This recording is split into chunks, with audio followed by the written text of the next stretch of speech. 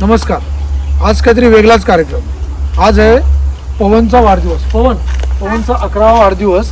आणि पवनचा वाढदिवस त्यांची आई वडिलांनी ठरवलं की गेली कित्येक म्हणजे 10 वर्ष ते बंद खोलीमध्ये किंवा हॉलमध्ये करत आहेत. ह्या वर्षीचा वाढदिवस त्यांच्या आईवडिलांचा असा विचार होता की निसर्गात करूया, कुठेतरी जंगलात जाऊन करूया, एक वेगळ्या पद्धतीचा वाढदिवस साजरा करूया. आणि त्या वाढदिवसाच्या अनुषंगाने पवन आम्ही सर्व त्याच्या वाढदिवसासाठी पुढे एक निसर्गात जाणार आहोत. आता कुठेकडे जाऊ, काय करणार आहोत ते तुम्ही पुढे पाहणारच आहात. तर चला तर चला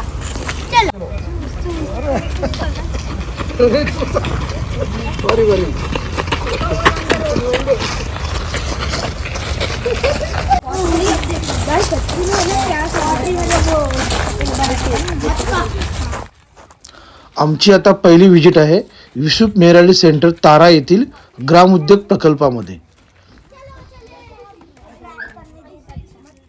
याला तेलाची घाणी म्हणतात.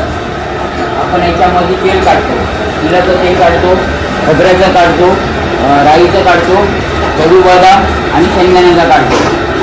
आपण आता तुम्हाला चालू करून टाकले, पण मटेरियल त्याच्यामध्ये आपण 20 किलो खोबरं टाकलं तरी साधारण 1.5 ते पावणे 2 तास लागतात. 1.5 ते पावणे 2 तासामध्ये 20 किलो खोबऱ्यामध्ये अशा गंभेऱ्यामध्ये 12 ते 12.5 किलो केले जातात.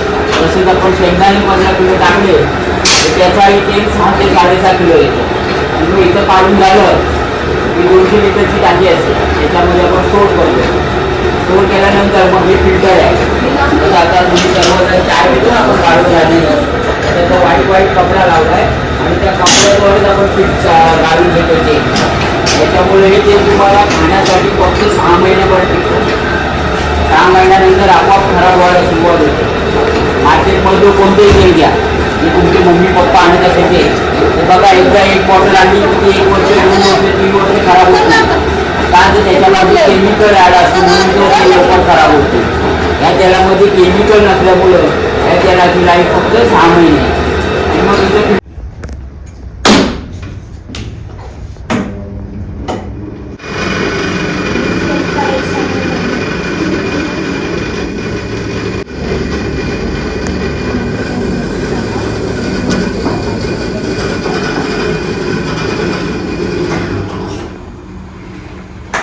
कसं वाटलं?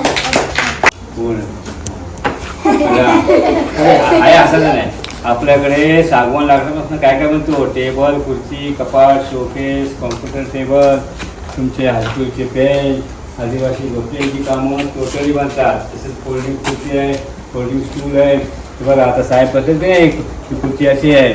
तेव्हा टी व्ही बघताना हे लावायचा नको असेल तेव्हा समोर घ्या, फोल्डिंग. हां आणि शिवाय फोल्डिंग आहे, कमी जागेत फोल्ड करून घेऊ शकता, कुठे पण कॅरी करू. हां तर स्टूल पण तसंच फोल्डिंग आहे. हां आणि तो कमीत कमी 150 ते पावणे 200 किलो वेट घेऊ शकतो, खुर्ची स्टूल पण.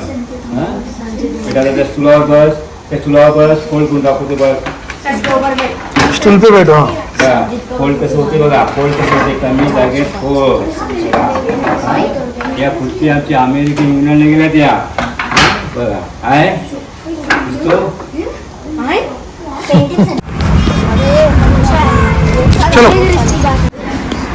आहे गांडूळ खत प्रकल्प.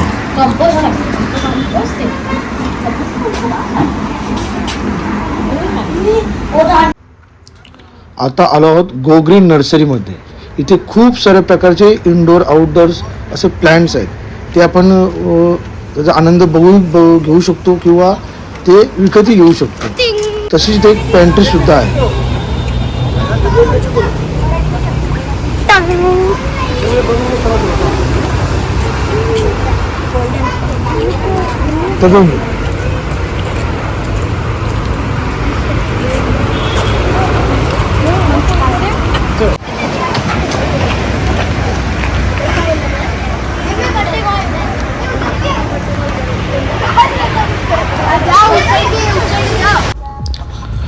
आता आम्ही चाललो आहोत रानसी डॅमवर.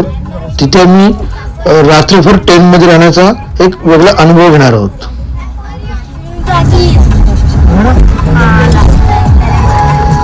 ठिकाणी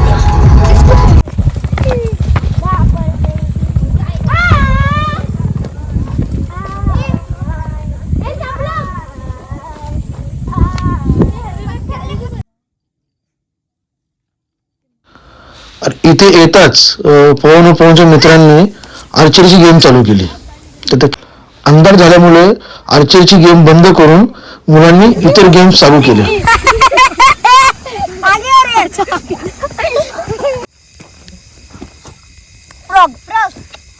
लायन.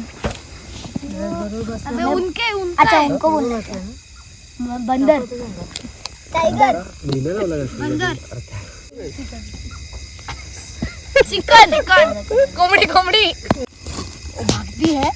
भागता तो है ना. हाँ लग रहा है. गोया. अरे तू क्यों बता रहे? तिकडे पवनचे मित्र गेम खेळत आहेत आणि इकडे ममितानी मडकेवाली शेंगा भरून पोपटीची तयारी चालू केली.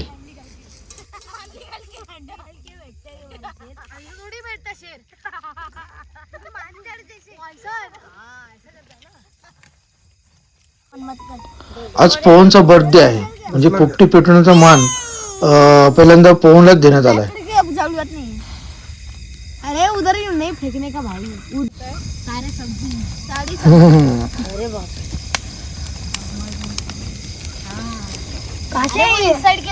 बस अभी मत लाव. आता या सर्व मुलांनी पोपटीलाच कॅम्प फायर समजून डान्स चालू केला.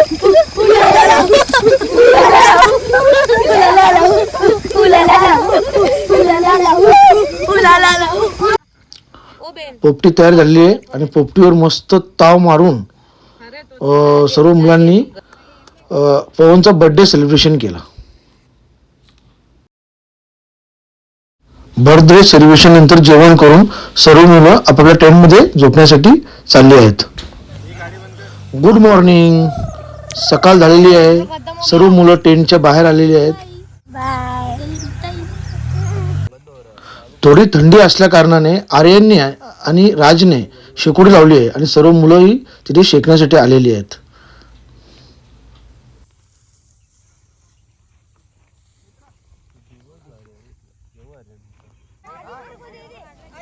हा सुंदर असा निसर्गाचा देखावा जसं काय काश्मीरलाच आलो आहोत असंच फिलिंग होत आहे.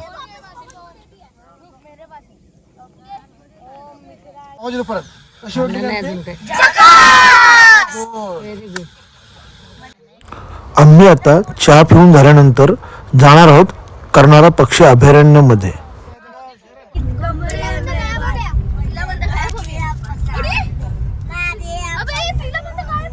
अरे आगे के रोड पे.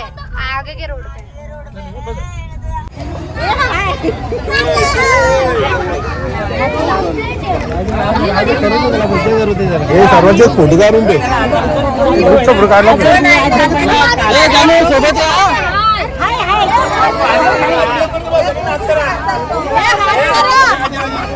व्हिडिओ करतो हात करा सगळे.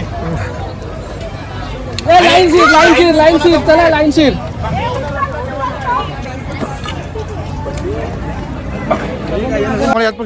इथे कर्नाळा पक्षी अभयारण्यामध्ये माझ्या कुडाव्या गावातील मुलं भेटली.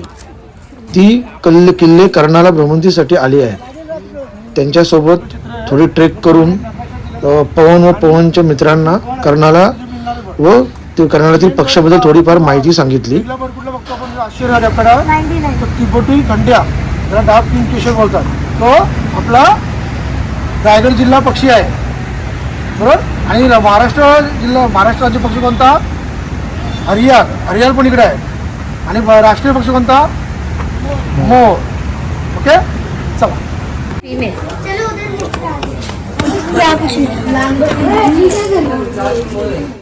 आता आम्ही इथे असलेल्या पिंजऱ्यातील पक्षी पाहून परतीच्या प्रवासाला निघणार आहोत. अशा प्रकारे पवनचा बर्थडे सेलिब्रेट केला. तुम्हाला कसं वाटलं नक्कीच कमेंटमध्ये सांगा. धन्यवाद.